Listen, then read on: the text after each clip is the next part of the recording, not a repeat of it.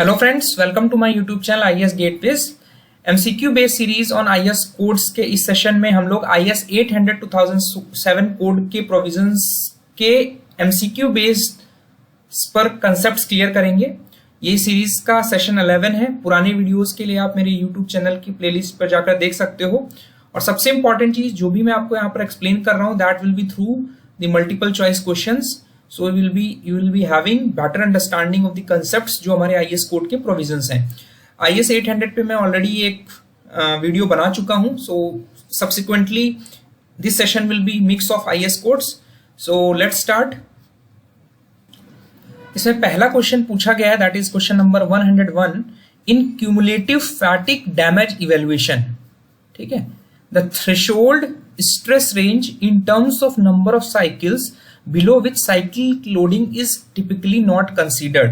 तो यहाँ दो कंसेप्ट्स यूज कर रहे हैं हम लोग कि फैटिक का अगर हम जनरल टर्म्स में बात करें कि तो फैटिक is basically a feeling of constant exhaustion. Means जब हम एग्जॉस्ट हो जाते हैं वो वाली फीलिंग जो है वो हमारी फैटिक है। इसी तरह हमारे स्ट्रक्चरल स्टील में जब हमारी जो रिपीटेड साइकिल्स है, जब लोडिंग ऐसी हो रही कि there is a cyclic loading, तो वहां पे जो स्ट्रेस है हमारा उसको आप इवेलुएट करते हो। तो इवेल्युएशन जो आप करते हो फैटिक के लिए उसको हम लोग बोलते हैं क्यूमुलेटिव फैटिग डैमेज। इसलिए बोल रहे हैं बिकॉज उन स्ट्रेसेस की वजह से हमारी स्ट्रक्चरल स्टील मेंबर्स में क्रैक्स और फर्दर डिटोरेशन होता है। तो उसका एनालिसिस हम लोग क्यूमुलेटिव फैटिग डैमेज इवेल्युएशन में करते हैं। अब जो साइक्लिक लोडिंग है एक सर्टेन नंबर ऑफ साइकिल्स के बाद ही हम क्यूमुलेटिव फैटिग डैमेज इवेल्युएशन में लेते हैं, अदरवाइज उसको इग्नोर कर देते हैं।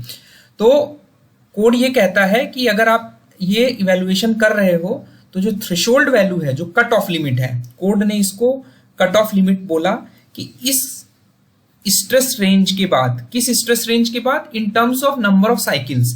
तो नंबर ऑफ साइकिल्स जो कोड ने बोला दैट इज 10⁸। तो ये जो स्ट्रेस रेंज है इसको हम लोग कट ऑफ लिमिट बोल रहे हैं। और जो स्ट्रेस रेंज है that is expressed in terms of number of cycles. तो मोस्टली अगर हमारी जो स्ट्रेस रेंज है, stress range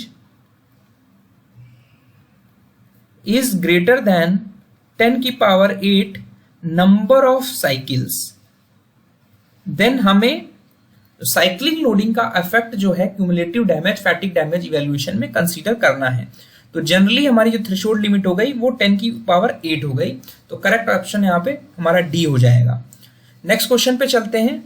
इसमें पूछा गया है कि हमारा IES 800 2007 के according a load that acts along with the leading imposed load is basically a live load। ठीक है, इसके लिए आई वुड सजेस्ट कि मैंने जो IES 875 के लेक्चर्स आपको बनाए हुए हैं आप वहां पर रेफर कर सकते हो, जहां पे भी आई हैव क्लैरिफाइड कि हमारे इम्पोज लोड्स क्या होते हैं। इसमें यह पूछा जा रहा है कि वो लोड जो हमारे लीडिंग इम्पोज लोड के साथ साथ एक्ट कर रहा है, लेकिन हमारा जो उसका इफेक्ट है एक्शंस के टर्म्स में, यानी जो वो स्ट्रेस कॉज कर रहा है या डिफॉर्मेशन कॉज कर रहा है स्ट्रक्चर में due to dead load, live load या बट जो उनका रिजल्ट है वो हमारा लोअर एक्शंस का मतलब है जो स्ट्रेसेस हैं और डिफॉर्मेशन है वो लीडिंग इम्पोज लोड के कंपैरेटिवली हमारी कम है। तो ऐसे लोड्स को हम लोग बोलते हैं, कोड ये कहता है 1.3.2 में कि ऐसे लोड्स को आप अकम्पनिंग लोड बोलोगे। And these accompanying loads are basically the live loads only. Live loads या इम्पोज लोड्स होंगे जो आपके लीडिंग इम्पोज लोड के साथ एक्ट कर रहे हैं, बट जो उनका इफेक्ट है, जो उनके एक्शंस हैं वो हमारे as compare to their leading impose load वो इफेक्ट हमारा कम है। तो ऐसे लोड्स को हम लोग अकम्पनिंग लोड बोलेंगे। उसके बाद नेक्स्ट क्वेश्चन है हमारा कि जो हमारी क्लैडिंग्स हैं स्टील स्ट्रक्चर में that are prone to damage before undergoing considerable deformation. Question में पूछ रहा है कि ऐसी क्लैडिंग्स जो हम स्टील स्ट्रक्चर्स पे लगाते हैं वो हमारी डैमेज हो जाती हैं बिफोर अंडरगोइंग कंसिडरेबल डिफॉर्मेशन। तो डैमेज हो जा रही है कंसिडरेबल डिफॉर्मेशन हुए बिना। तो इसका मतलब हमारा जो फेल्योर हो रहा है वो ब्रिटल नेचर का हो रहा है। तो ऐसी क्लैडिंग्स को हम लोग ब्रिटल क्लैडिंग बोलते हैं।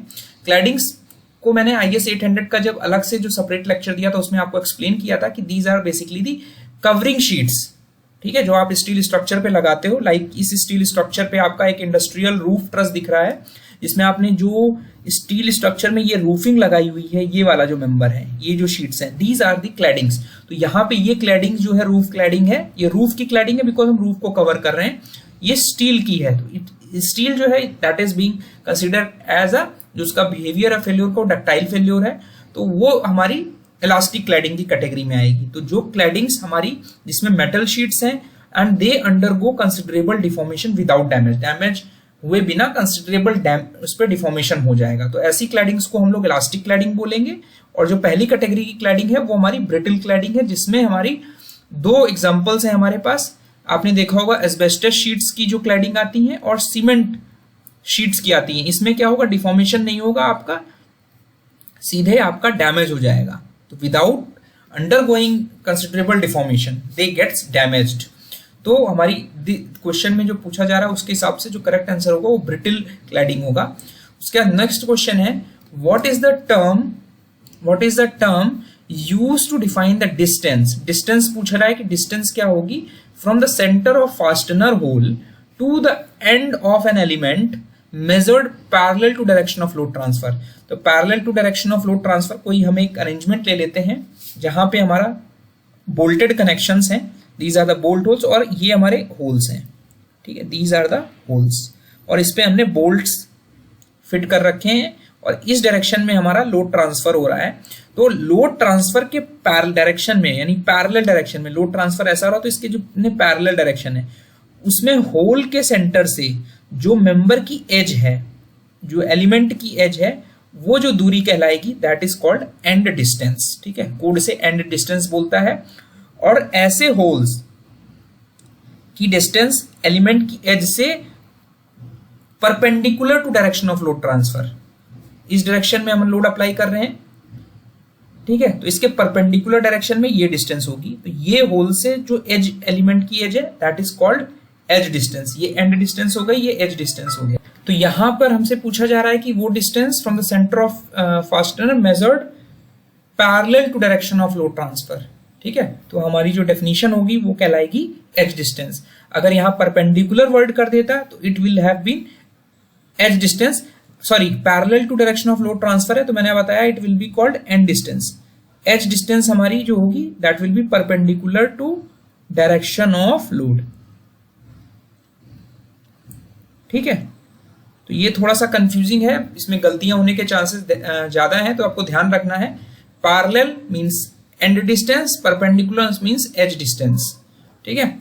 उसके बाद नेक्स्ट क्वेश्चन है कि in case of steel members with fire protection material applied, the exposed surface area considered for determining the exposed surface area to mass ratio is taken as IS code के according जो हम fire protection measures लेते हैं वहां पर एक terminology use होती है हमारी exposed surface area divided by the mass, ESA by mass ratio. तो इसमें जो आपका एक्सपोज्ड सरफेस एरिया रेशियो है इसका मतलब ये वो सरफेस एरिया है which is basically expose to fire, ठीक है। तो डेफिनेशन देखेंगे the ratio of surface area जो फायर को एक्सपोज है, जनरली हम मीटर स्क्वायर mm में करते हैं, to this mass of steel, ठीक है। तो लाइक ये वाली हमारी स्टील बीम है तो इसमें हमारी फायर को जो एक्सपोज होगा तो वो ये एरिया होगा, तो इसका आपको सरफेस एरिया, तो ये सरफेस एरिया है। लेकिन कोड ये कहता है कि जो ये सरफेस एरिया है आपको ऐसे नहीं लेना, आपको लेना कैसे है कि जहां पे जिन मेंबर्स में आपका ये फायर प्रोटेक्शन मटेरियल लगा है ऊपर से आपका, this is a fire protection material जो इस स्टील बीम के फायर से प्रिवेंट करने के लिए लगाया आपने। तो कोड ये कह रहा है कि जो आपको सरफेस एरिया लेना है इस सरफेस का जो इंटरनल सरफेस एरिया है, ठीक है, जो इंटरनल सरफेस एरिया होगा इस फायर प्रोटेक्शन मटेरियल का वो आपको यहां पे ESA में लेना है। तो internal surface area of fire protection material is considered as the surface area which is expose to fire to the mass of steel in kg। तो हमारा जो इसकी यूनिट हो गई वो mm² पर kg हो गई, ESA अपॉन मास रेशियो का। तो यहां पे internal surface area of fire protection material हम यूज करेंगे एक्सपोज्ड सरफेस एरिया को निकालने के लिए। उसके बाद नेक्स्ट क्वेश्चन है हमारा कि IS 2062 के अकॉर्डिंग हमारा जो अल्टीमेट टेंसाइल स्ट्रेस है E350 ग्रेड स्ट्रक्चरल स्टील के लिए, तो अगर आप IS 800 में देखेंगे तो IS 800 में डिफरेंट स्ट्रक्चरल स्टील प्रोडक्ट्स के हिसाब से हमारे डिफरेंट ग्रेड्स और डिफरेंट क्लासिफिकेशंस अवेलेबल हैं। लाइक अगर हम IS 2062 को रेफर करें तो यहाँ पे आपके जो ग्रेड ऑफ स्ट्रक्चरल स्टील के प्रोडक्ट्स हैं वो हमारे E165 से लेके E450 ग्रेड तक हैं। ठीक है, तो जो आपकी ये वैल्यू है E के बाद जो वैल्यू लिखी हुई है, this is basically the minimum yield stress value in newton पर mm स्क्वायर। तो अगर आप E350 देखेंगे तो E350 का मतलब है कि मिनिमम यील्ड स्ट्रेस जो है वो हमारी 350 है, और ये कब है, जब हमारा D/T रेशियो लेस देन 20 है। तो D/T रेशियो के अकॉर्डिंग हमारी जो है वो yield stress minimum value code ने स्पेसिफाई की हुई है। अब जैसे जैसे आप D/T रेशियो बढ़ाओगे हमारा जो यील्ड स्ट्रेस की वैल्यू है वो रिड्यूस हो जा रही है। ठीक है, और E350 के करस्पॉन्डिंग जो हमारी अल्टीमेट टेंसाइल स्ट्रेस है, ठीक है, अल्टीमेट टेंसाइल स्ट्रेस जो है वो E350 की आप देख पा रहे हो, इट इज 490। जैसे जैसे आप नीचे जा रहे हो ग्रेड ऑफ स्टील बढ़ता जा रहा है, आपका अल्टीमेट टेंसाइल स्ट्रेस बढ़ता जा रहा है, और इसके करस्पॉन्डिंग जो परसेंटेज एलोंगेशन है वो 22% है। And this is a minimum percentage elongation जो आपको जब टेंसाइल टेस्ट करते हो तो आपको ये वैल्यूज मिलनी चाहिए। तो E350 को हम Fe490 ग्रेड स्ट्रक्चरल स्टील लिखते हैं। ठीक है, तो आप ध्यान रखेंगे ये स्ट्रक्चरल स्टील के ग्रेड्स हैं जो IS 2062 में दिए हुए हैं। ठीक है, तो E350 को हम Fe490 लिख रहे हैं। तो Fe490 में 490 जो value that represents ultimate tensile stress of this grade. इसी तरह Fe450 में आप देख पा रहे हैं Fe590 यानी F590 जो है ये मैक्सिमम अल्टीमेट टेंसाइल स्ट्रेस है, sorry minimum ultimate tensile stress है। ठीक है, और 450 जो है हमारा D/T रेशियो जब लेस देन 20 है तो वो यील्ड स्ट्रेस है। तो ये आपको कुछ अंडरस्टैंडिंग याद रखनी है। तो हमारा यहां पर पूछा गया है E350 ग्रेड के लिए, तो 350 ग्रेड के लिए मैंने बताया आपको जो अल्टीमेट टेंसाइल स्ट्रेस है, तो ये ultimate tensile stress actually minimum value है, the minimum value of ultimate tensile stress. ठीक है, तो बेसिकली हम लोग ये आपके जो स्ट्रेस स्ट्रेन कर्व है उससे आप लोग ड्रॉ कर सकते हैं। तो 490 इज द करेक्ट आंसर। तो 540 जो है ये हमारा E450 ग्रेड के लिए है। ठीक है, और ये हमारा 440 जो है ये हमारा E300 ग्रेड के लिए है, अल्टीमेट टेंसाइल स्ट्रेस की मिनिमम वैल्यू, और 400 के लिए हमारा E250 ग्रेड है। ठीक है, तो ये कुछ बेसिक कंसेप्ट से जो आपको पता होना चाहिए। उसके बाद नेक्स्ट क्वेश्चन है कि जो हमारा यील्ड स्ट्रेस रेशियो है किसी भी cross sectional element of steel member के लिए, तो स्टील मेंबर हम मान लेते हैं कि वी हैव अ बीम, और बीम का जो क्रॉस सेक्शनल एलिमेंट है दैट इज आई सेक्शन। तो ये हमारी आई सेक्शन का रोल्ड सेक्शन है, रोल्ड स्टील सेक्शन है। ठीक है, तो यहां पर आपका ये फ्लैंज हो गया और ये वेब हो गया। तो अब ये मान लेते हैं कि ये हमारी ग्रेड, मैंने आपको बताया कि मान लेते हैं ये हमारा E350 ग्रेड थी स्टील की, जिससे ये रोल्ड हमारा स्ट्रक्चरल स्टील बनी हुई है। तो इसके करस्पॉन्डिंग हमारा यील्ड स्ट्रेस क्या आपने देखा, 350 न्यूटन पर mm स्क्वायर। तो कोड ये कह रहा है कि जो यील्ड स्ट्रेस रेशियो है वो क्या होता है, यील्ड स्ट्रेस रेशियो को हम एप्सिलॉन करके डिनोट करते हैं। It is given by square root of 250 divided by Fy। अगर आपके स्ट्रक्चरल क्रॉस सेक्शनल एलिमेंट में आपके वेब, फ्लैंज या और कंपोनेंट्स में जो यील्ड स्ट्रेस है वो अलग अलग है, स्टील अलग अलग ग्रेड की यूज कर रहे हो अगर मान लो, तो उस केस में आपका इस तरह अलग अलग आपको यील्ड स्ट्रेस रेशियो लिखना होगा। ठीक है, तो इसको आप इस तरह भी लिख सकते हो, square root of 250 multiplied by Fy की पावर -1/2। तो ये आपका आएगा 15.8 मल्टीप्लाइड बाई Fy -0.5। तो क्वेश्चन में ये दिया हुआ है, तो यहाँ पे ये जो k की वैल्यू हो गई वो k कांस्टेंट की जो वैल्यू हो गई वो 15.8 हो गया मल्टीप्लाइड बाई Fy 0.5। तो आप किसी भी ग्रेड ऑफ स्टील के लिए अगर आपसे पूछा जाए कि E250 ग्रेड के लिए आपका E कितना होगा, तो आपका आ जाएगा यील्ड स्ट्रेस रेशियो हमारा 1 होगा, बिकॉज Fy की वैल्यू जो होगी वो हमारी 250 न्यूटन पर mm स्क्वायर होगी। तो यहाँ पे K की जो कांस्टेंट वैल्यू है दैट इज 15.8। अगर आप इसको सिंप्लीफाई करोगे तो क्वेश्चन में यही पूछा जा रहा है कि हम यील्ड स्ट्रेस रेशियो को अगर ऐसे लिखें तो K की वैल्यू कितनी होगी, तो इट इज 15.8। उसके बाद नेक्स्ट क्वेश्चन है कि which types of steel are covered by the provisions of IS 800 in the context of steel construction. तो IS 800 हमारा general construction of structural steel के लिए गाइडलाइंस देता है। तो बेसिकली वो जो स्टील है वो दो तरीके की स्टील की प्रोविजंस को कवर करता है, दैट इज स्ट्रक्चरल स्टील है। स्ट्रक्चरल स्टील में दो कैटेगरी की स्टील है, स्ट्रक्चरल माइल्ड स्टील और हाई टेंसाइल स्ट्रक्चरल स्टील। तो करेक्ट आंसर जो होगा वो ऑप्शन बी होगा। आप क्लॉज 2.2.1 में रेफर कर सकते हैं कि नेमली स्ट्रक्चरल माइल्ड स्टील और हाई टेंसाइल स्ट्रक्चरल स्टील को हम कोड में रेफर करते हैं, उसके प्रोविजंस को स्टडी करते हैं। उसका नेक्स्ट क्वेश्चन है कि हमारे जो हाई टेंसाइल स्टील रिवेट्स हैं वो हमारे किस स्टील से मैन्युफैक्चर किए जाते हैं, किस कोड को वो कंफर्म करता है। तो हाई टेंसाइल स्टील रिवेट्स हमारे उस स्टील से मैन्युफैक्चर किए जाते हैं जो हमारा IS 1149 के स्पेसिफिकेशंस को कॉम्प्लाई करता है। क्लॉज 2.3.3 ऑफ IS 800 ये दिया हुआ है। अगर आप IS 1149 के कोड को देखेंगे तो that is basically specification for high tensile steel rivet bars for structural purposes. तो वहां पे आपकी सारी रिक्वायरमेंट्स दी हुई हैं, तो करेक्ट आंसर ऑप्शन सी होगा। उसके बाद नेक्स्ट क्वेश्चन है कि IS 1513 के क्लासिफिकेशंस के according which grade of structural steel products has highest yield stress. ठीक है, तो थोड़ा सा हम लोग डिटेल में जाते हैं।